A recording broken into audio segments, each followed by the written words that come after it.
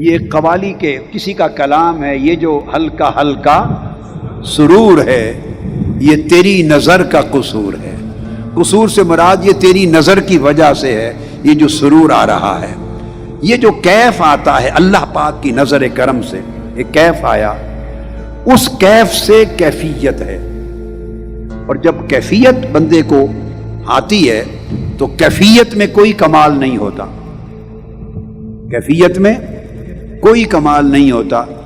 جب آپ چمکتے ہوئے جلتے ہوئے بلب کے نیچے آ کے بیٹھیں گے تو روشنی تو آئے گی، جب چراغ کے پاس آئیں گے تو روشنی ملے گی، ٹیوب ہے لائٹس کے نیچے بیٹھیں گے تو روشنی ملے گی، سورج چمک رہا ہے دن ہے تو باہر آئیں گے تو روشنی ملے گی، شمع جلے گی تو روشنی ملے گی۔ اس میں جس کو ملی اس کا کمال نہیں۔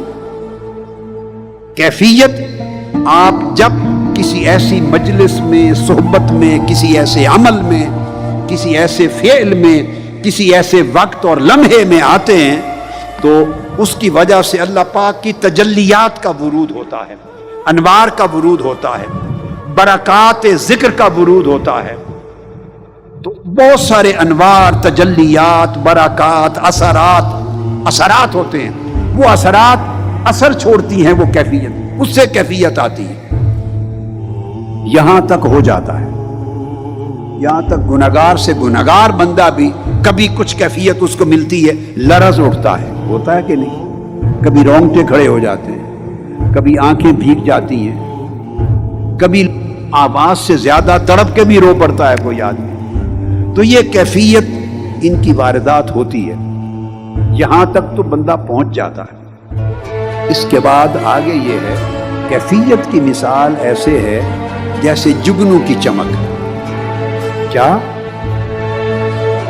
جگنو جب شمع کی طرف آتے ہیں یا روشنی کی طرف آتے ہیں جگنو، تو اندھیری رات میں جگنو کو دیکھا ہے؟ رات کے اندھیرے میں جگنو جب چلتا ہے دیکھا ہے؟ اس کی چمک کیسے ہوتی ہے؟ کریں، ہاتھ سے کریں، ایسے۔ چمک آئی، بجھ گئی، چمک آئی، بولیے نا، چمک آئی، بجھ گئی، چمک آئی، بجھ گئی، آئی چلی گئی، آئی چلی گئی، یہ جگنو کی چمک ہے۔ اس جگنو کی چمک والی جو صورت ہے اس کو کیفیت کہتے ہیں،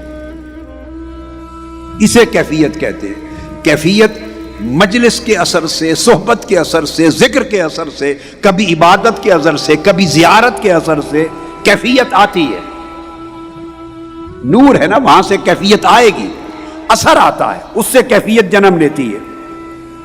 مگر وہ کیفیت آتی ہے چلی جاتی ہے، آتی ہے چلی جاتی ہے، آتی ہے چلی جاتی ہے، وہ عارضی چیز ہوتی ہے۔ اس کے بعد کیا ہے؟ محنت اس سے آگے شروع ہوتی ہے۔ جب کیفیت ملنی شروع ہو جائے اور کیفیت آنے لگ جائے اور بندہ کیفیت پانے لگے تو اس کا ایک مطلب یہ ہے کہ اب دل پتھر جیسا نہیں رہا، کچھ اس کے اندر نرمی آئی ہے، شکستگی، ریختگی کچھ آئی ہے، پتھر کی طرح، لوہے کی طرح نہیں رہا۔ یہ خیر کی خبر ہے، یہ خبر خیر کی ہے۔ اس کے بعد میرے بھائیوں، بہنوں، بیٹوں اور بیٹیوں، اگلا فکر یہ کرنا چاہیے کہ یہ جو کیفیت ہے اس کو برقرار کیسے رکھیں۔ یہاں سے آپ کا امتحان شروع ہوگا، یہاں سے آپ کی مشقت شروع ہوگی۔ یہ جو کیفیتیں آپ کو ملی، 10 دن میں کیفیت ملی، وہ اس طرح ہے کہ اثر گویا آپ کے دل تک پہنچ گیا، اثر دل پر ہو گیا، اس اثر نے اپنا رنگ دکھایا، اب وہ جمانا ہے اس کو، اب اس کو جمانا ہے کہ وہ جم جائے۔ تو اس کے اوپر محنت کرتے ہیں، محنت کر کے پھر حصار قائم کرتے ہیں، 4 دیواری نیک اعمال کی، نیک اعمال کو جاری رکھتے ہیں۔ نیک اعمال، خود ہر نیک عمل اپنی ایک کیفیت پیدا بھی کرتا ہے اور پہلے سے موجود کیفیت کو قدر محفوظ بھی کرتا ہے۔ تو نیک اعمال، عبادات، پنجگانہ نماز، روزہ، صدقات، خیرات، तिलावत कुरान मजीद, दरूद पाक, इस्तिग़फ़ार, कलिमा तय्यबा, विर्द, ये सारे अमाल उस कैफियत को बढ़ाते भी हैं और पहले से मौजूद कैफियत को कदरे महफूज भी करते हैं। मगर उन अमाल के अंदर उसी सिमत रहे आपका ध्यान जो 10 रातों में सीखा है, सिद्क रहे, इखलास रहे। जब आप ये करेंगे फिर अमाल बढ़ेंगे। उस अमाल के साथ मैंने कहा कि अगर आपकी सोबत खराब रहेगी तो जो कैफियत यहाँ से मिली है या अमाल सालिहा से पैदा होगी वो बुरी सोबत से चली जाएगी। जैसे मैंने आपको मिसाल दी थी, जेब कट जाती है, हाथ से पैसे डालते हैं, नीचे से गिरते चले जाते हैं, जमा कुछ नहीं होता, जमा कुछ नहीं होता। मौलाना रूम ने आगे चल के मसनवी में एक और मिसाल दी है, वो मिसाल आपको सुना देता हूँ। वो मिसाल देते हैं, फरमाते हैं मौलाना रूम कि ऐ बंदे गौर कर, तुझे 40 साल गुजर गए इबादत करते हुए।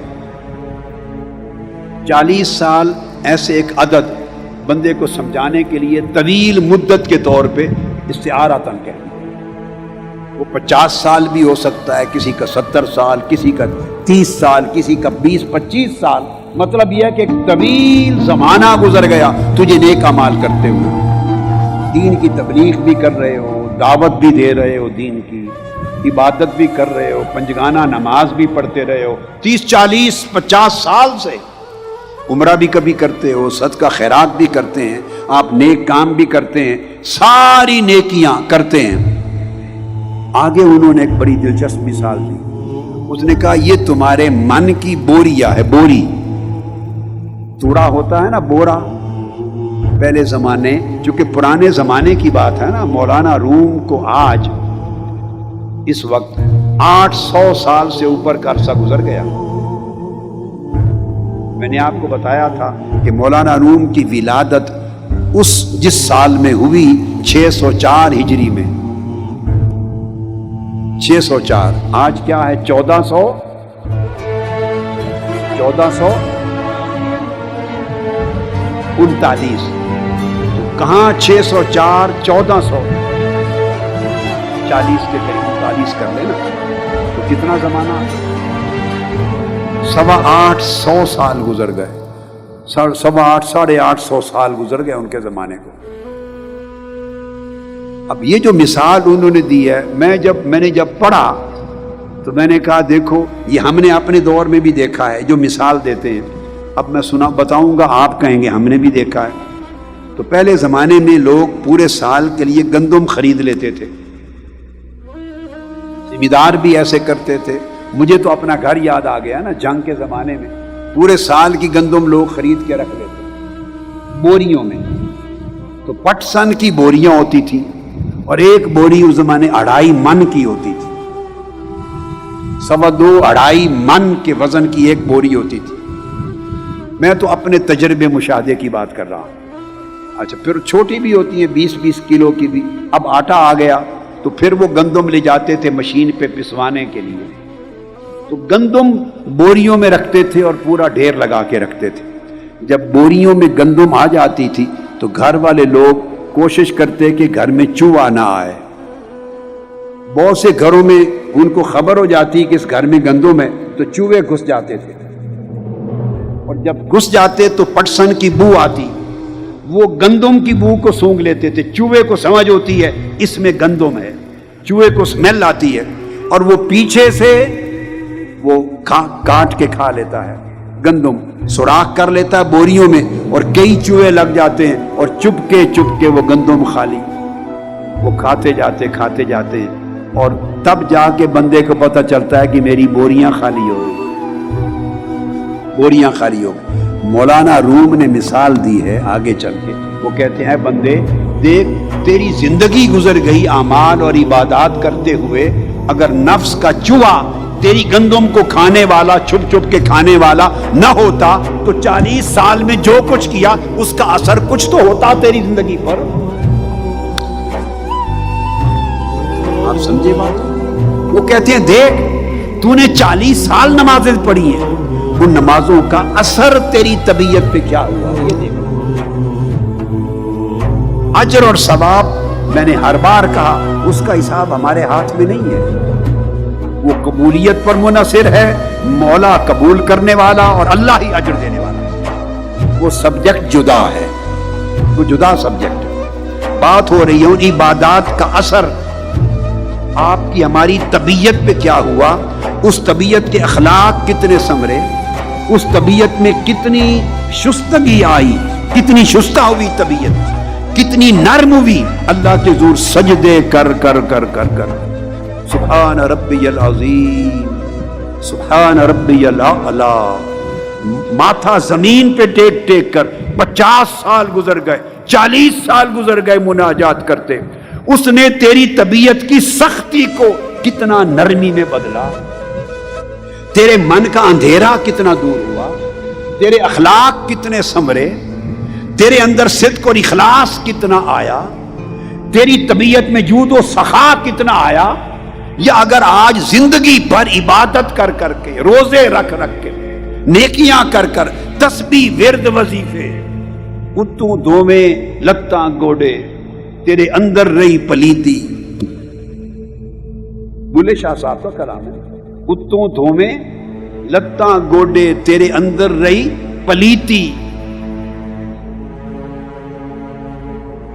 دنیا دارا رب دے نال بھی 420 تو کیتی، رب کے ساتھ بھی دھوکہ کیا، یعنی وضو کرتے رہے 50 سال 60 سال گزر گئے، وضو کر کے لتاں گوڑے دھوتے رہے، پاؤں ہاتھ بازو چہرے اس کو دھوتے رہے، مگر من کو نہ دھویا، پانی گراتے رہے بہتا رہا مگر من پہ پانی نہ گیا، من کی پلیدی نہ گئی، من کا میل کچیل نہ گیا، من کی سختی نہ گئی، من کی غلاظت نہ گئی، من کے اندر جو آلائشیں تھی وہ نہ گئیں، من کے اندر حرص تھا وہ نہ گیا، لالچ نہ گیا، شہوت نہ گئی، بخل بخیلی نہ گئی، کنجوسی نہ گئی، تکبر نہ گیا، عجب نہ گیا، غیبت نہ گئی، چغلی نہ گئی، دل کی تنگی نہ گئی، نفرت نہ گئی، کدورت نہ گئی، دنیا کا حرص لالچ طلب نہ گئی، جاہ طلبی نہ گئی، منصب طلبی نہ گئی، عزت طلبی نہ گئی، میں نہ گئی،